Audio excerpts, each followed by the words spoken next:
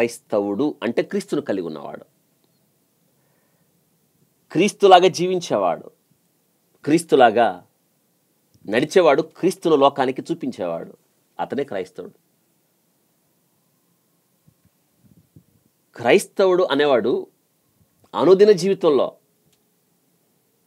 ఆ క్రీస్తు సారూప్యతను కలిగి తన జీవితాన్ని కొనసాగించాలి. మనం అలా ఉంటున్నామా? పేరుకి క్రైస్తవులం కానీ ఆ క్రైస్తవత్వం లేని క్రైస్తవులుగా పౌలు గారు అంటున్నాడు చూసారా. అంత్యకాలంలో క్రైస్తవులు ఎలా ఉంటారు అని చెప్తున్నాడంటే, భక్తి కలిగి ఉండి దాని శక్తిని ఆశ్రయించని వారిగా ఉన్నారు అని. అలా అయ్యాం మనం. అలా ఉండకూడదు. ఒక క్రైస్తవుడు అనుదిన జీవితంలో తను ఏ రీతిగా నడవాలి, అనుదిన జీవితంలో తప్పక చేయవలసిన 7 ప్రాముఖ్యమైన విషయాలు ఉన్నాయి. అందులో మొట్టమొదటిది, మనం మన మీద ఆధారపడకూడదు. మనలో క్రీస్తున్నాడు, ఆయన మీద ఆధారపడాలి. నీ స్వబుద్ధిని ఆధారం చేసుకోవద్దు అని వాక్యం చెప్తుంది. అదే కదా, నీ స్వబుద్ధిని నీవు ఆధారం చేసుకోవద్దు. సామెతల గ్రంథం 3:5. ఆయన నీ మీద అధికారి అయినప్పుడు, నీ మీద ప్రభుత్వాన్ని ఆయనకు అప్పగించినప్పుడు నీ మీద పెత్తనం అయిందే కదా. నేటి దినాన్ని చాలామంది మేము దేవునికి చెందిన వారమని మన మీద మనమే అధికారులుగా ఉంటాం. అలా ఉండద్దు. ఎప్పుడు నీ స్వబుద్ధిని ఆధారం చేసుకోవద్దు. హృదయంలోకి దేవుని పిలిచిన తర్వాత ఆయనకి అప్పగించాలి. జ్ఞాపకం చేసుకుందాం. అనుదిన జీవితంలో మనం పాటించవలసిన రెండో శ్రేష్టమైన నియమము, మన పద్ధతి ఎలా ఉండాలంట, రన్ ఫ్రమ్ ది ఈవిల్. పాపము నుండి దూరంగా పరిగెత్తాలి. పాపము నుండి దూరంగా పరిగెత్తాలి. 1 యోహాను పత్రిక 2:16. ఎంతకంటే లోకములో ఉన్నదాన్ని మీరు ప్రేమించొద్దు. లోకములో ఉన్నదంతా నేత్రాశ, శరీరాశ, జీవపు డంబం. అవును, నేను జ్ఞానిని కదా అని నువ్వు అనుకోనవద్దు. నేను జ్ఞానిని కదా, నాకు అన్నీ తెలుసు అని. అవును, యెహోవా యందు భయభక్తులు కలిగి చెడుతనమును విసర్జించుము అని జ్ఞాపకం చేస్తున్నాడు. 3:7 సామెతల గ్రంథం, రన్ ఫ్రమ్ ది ఈవిల్. పాపము నుండి, యవనేచ్ఛల నుండి దూరంగా పరిగెత్తాలి. విజయం సాధించాలి. వి ఫర్ విక్టరీ.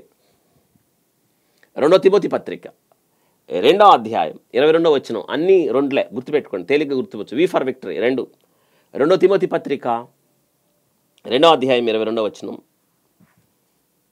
యోసేపు యవనేచ్ఛల నుండి దూరంగా పరిగెత్తాడు.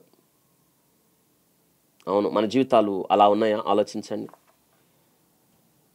ఇక మన జీవితంలో మనం శ్రేష్టమైంది మూడో నియమం ఏంటంటే, క్రై అవుట్. మన జీవితంలో సంకట పరిస్థితి, కల్లోల పరిస్థితి, దుఃఖ పరిస్థితి, ఒకవేళ ఊహించని సంఘటన మన జీవితంలో జరిగిందా? ఏం చేయాలి? మీరు ఏం చేయొద్దు, దేవునికి అప్పగించండి. Cry out to God. దేవునికి మనం లోబడి ఉండాలి. దేవుని పిలవాలి, దేవునికి అప్పగించాలి. అంతేగాని నేనేదో చేసేస్తాను, నాకు వాళ్ళు ఉన్నారని మనం వెళ్ళకూడదు. Cry out.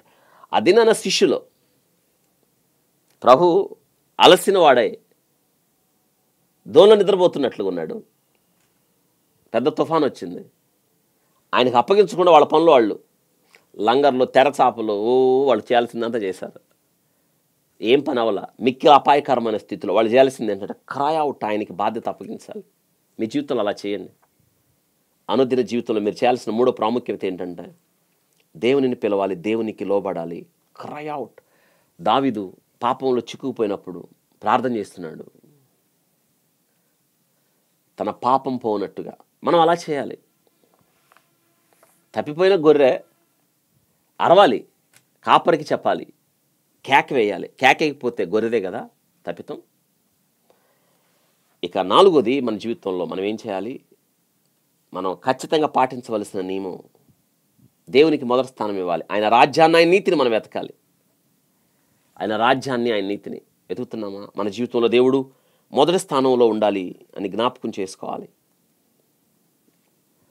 ప్రతిదినం మనం ఏం చేయాలి? వాక్యాన్ని దగ్గర పెట్టుకొని మనల్ని మనం పరీక్షించుకోవాలి. 119వ కీర్తన 11లో నేను నీ ఎదుట పాపము చేయకుండానట్లు నా హృదయంలో నీ వాక్యం ఉంచుకున్నాను అని. పాపం చేయొద్దు. ఏం చేయాలి? హృదయం నిండా వాక్యం ఉన్నప్పుడు మనం పాపం చేయం. అద్భుతమైన సూత్రం ఒకటి జ్ఞాపకం చేస్తున్నాను. దేవుడు మనలో ఉన్నప్పుడు మీ దేహము దేవుని ఆలయమనియు దేవుని ఆత్మ అందులో నివాసము చేయుచున్నదని మీరు ఎరగరా? మనం పరిశుద్ధాత్మకు నిలయం అవుతాం. పరిశుద్ధాత్మ మనతో మాట్లాడుతూ ఉంటాడు. అందుకే పరిశుద్ధాత్మని స్వరాన్ని మనం వినాలి. ఆయన ఎవరు తెలుసా? He is our counsellor. యోహాను సువార్త 14:26లో మనం అదే చూస్తున్నాం. కాబట్టి మనం నేర్చుకోవాల్సిన ప్రాముఖ్యమైన విషయాలు ఇవే. మనం ఎప్పుడు కూడా దేవుని సన్నిధిలో మనం ఉండాలి. దేవుని సన్నిధిలో మనం కాలం గడపాలి, ధ్యానించాలి, ఆయన కొరకు బ్రతకాలి, ఆయన స్వరాన్ని మనం వినడానికి సిద్ధపడాలి. ఇలా చేయాలి మనం అనుదినం. ఖచ్చితంగా చేయాలి. అనుదిన జీవితంలో మనం జీవించవలసిన విధానం ఇవన్నీ మనకు నేర్పిస్తాయి. కాబట్టి వీటన్నిటిని దృష్టిలో పెట్టుకొని మనం ప్రభు సన్నిధిలో గడుపుతూ, ప్రభు స్వరాన్ని వింటూ, ప్రభుకిష్టులుగా బ్రతుకుదాం.